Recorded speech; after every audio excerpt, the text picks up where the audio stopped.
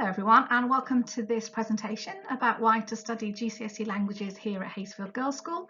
My name is Catherine Blythe and I'm Head of Languages, teaching both Spanish and French for GCSE, so hopefully I can guide you through what the GCSE means and how it will be of benefit to your daughter. Okay, so most people want to know, what do we study as part of the GCSE in languages? Three very distinct topic areas over 3 years. Identity and culture, which encompasses, obviously, we're talking about themselves, their family, relationships, social issues. So we cover things like poverty, immigration. We talk about life in France or life in Spain. We look at environmental issues. So we look at talking about holidays and the effect maybe of the holiday industry on the country of which they've chosen to study the language of.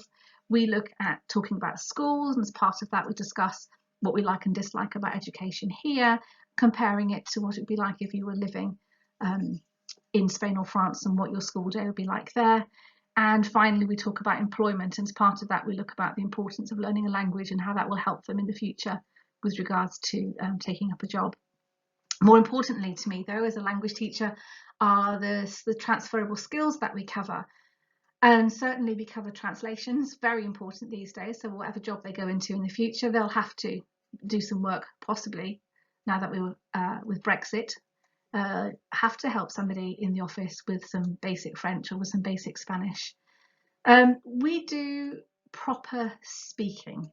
So they hold a conversation with us and they do some good old-fashioned role plays where they have to imagine that they're booking into a hotel or ordering food in a bar and things like that. I mean, certainly for me, nobody ever asks you, what languages do you write? What languages do you read? What languages do you listen to? People always say, what languages do you speak? And I'm a firm believer that speaking is one of the main ways that we can get the best out of the girls and give them the best chances for their future as well. Because not only does it allow them to speak in a foreign language, it gives them the confidence then to speak in their own. And you can see from the lovely photograph there, oh, excuse me, my lovely year 9s were doing some role plays and they got dressed up so they could have a bit more fun about it. And it takes away some of the angst and the feeling of fear that they have when they're speaking. And finally, as part of the course, we teach them how to write emails, and some of those could be writing emails for a place of work, as well as writing emails for a friend. So hopefully by the end of the 2 years, they've got some real basic skills that they can take with them to an employer. So how do I assess the course? I don't assess it. We use the AQA GCSE exam board for both Spanish and French. As you can see from my slide, they do listening, reading, writing and speaking exams, all done very separately, all at different times. Usually the speaking comes up much earlier, around April time, and the girls do that in a room with their language teacher, lasting between about 9 to 12 minutes, depending on how long they want to talk for. We also have in languages tiers, so the girls will either do a foundation tier or a higher tier. The foundation tier gaining them grades between 1 and 5, and the higher tier between 4 and 9. We make those decisions in year 11, so your daughter currently in year 9, we're working mainly on the skills required for grades 4, 5 and 6. We're building up on the grammar all of the time. So by the time we get to year 11, those girls who want to go for those grade 9s will have got the grammar sorted for that. The main differences between the higher and foundation are either the length of the exam, or for me it's the writing paper, where the girls going for the higher writing have to learn how to convince or persuade somebody to do something. Required skills. Well, for me the main thing is enthusiasm. Learning a language is all about putting yourself out there and the willingness to have a go and have some fun. As you can see from the photographs here, my lovely year 9s were doing some role plays, and they were getting dressed up and they were outside and videoing each other, and you can see there they were having a pretty good time about it.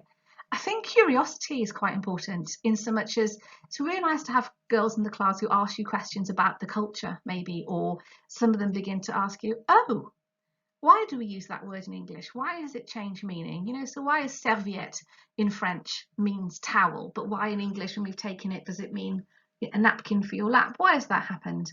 So those kind of girls tend to make really good, rapid progress in the language. Attention to detail. It's the girls who don't mind going back over their work and looking for those little verb endings. Are they correct? The adjective agreements, are they correct? It's that attention to detail that they're going to need. Real life practice. So at Hayesfield, we're very lucky because we have a Spanish and a French foreign language assistant who work with us.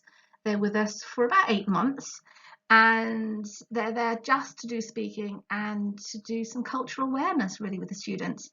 So it's the girls who like to go out, do that. They also work with the year 11s after school for an after school club, and the girls can go along there and practice their speaking and have a go.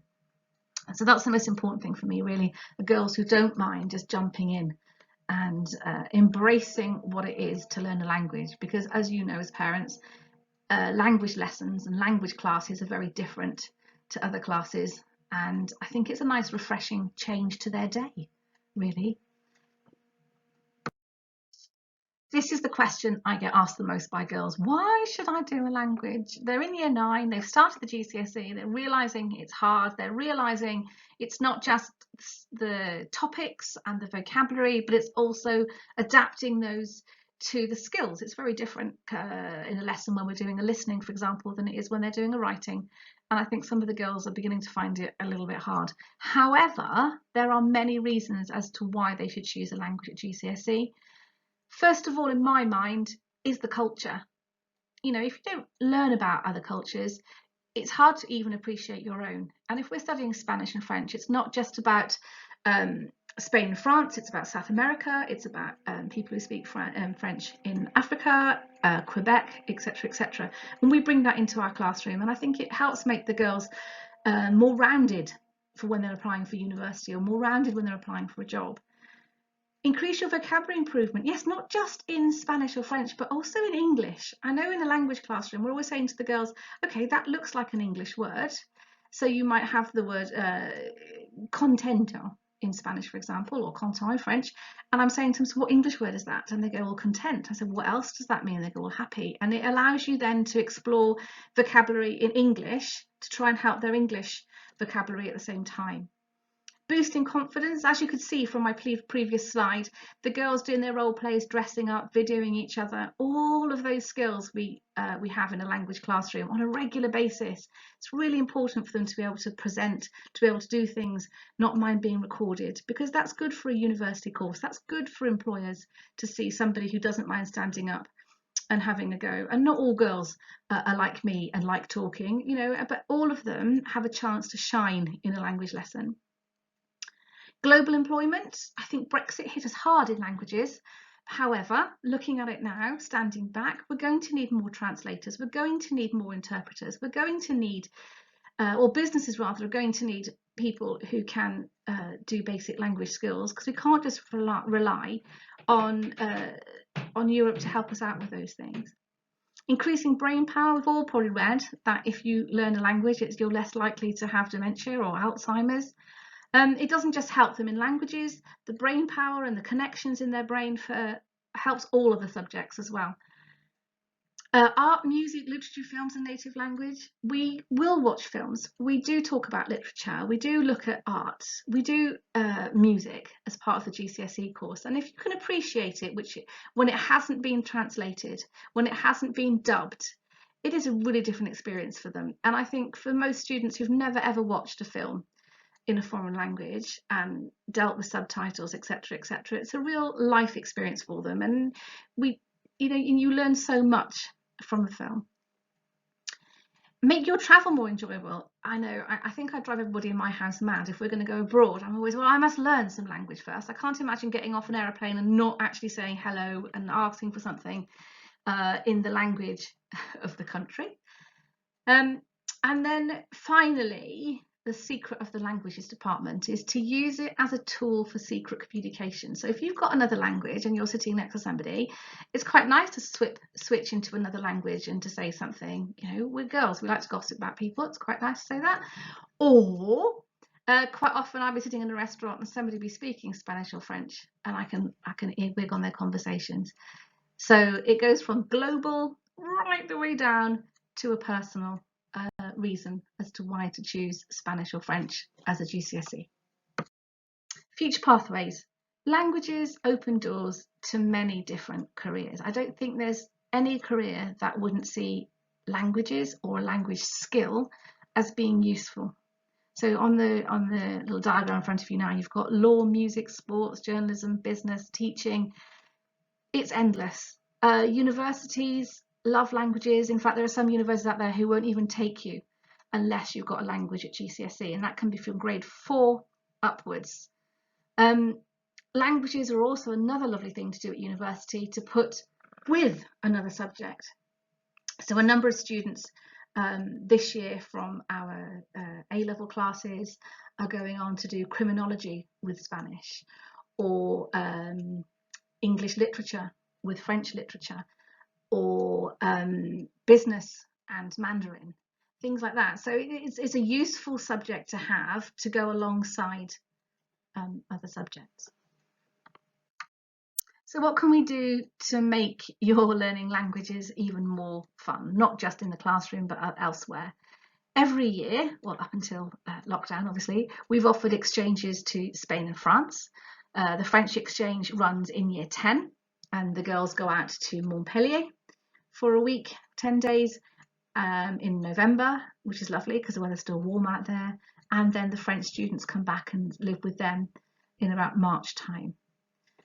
Spain, we run it in year 11, and the students go out to Cordoba once again about October or November time, and the Spanish students come back here around March or April. And that's lovely. You can see some pictures there of our girls enjoying themselves. As part of going out in France, they go to a language school to keep their languages up and to improve their languages. In year 12 and year 13, we send them out once again into Spain and France. Either with work experience, or we have links with language colleges both in Spain and in France, and we send them out there for February half term, and they come back really ready for their speaking exams. Theatre performances, we're always on the lookout for anything that's happening with regards to theatre, and we were meant to be going to see La Casa de Bernarda Alba in Spanish. However, unfortunately, because of COVID, that was all shut down. However, we do have a copy sent to us of the play. We take them off mainly to Cardiff University to see their modern languages department, and they run courses for our students here at Haysfield to help them with areas that they're finding more difficult, from GCSE to A-level. We took the year 11 girls last year to London to a languages conference, and we had a really good time. That was aimed at grades 5, and they learned really good skills on that day. There's lots of other people from lots of other different schools to help boost their grades and to boost their confidence in the language.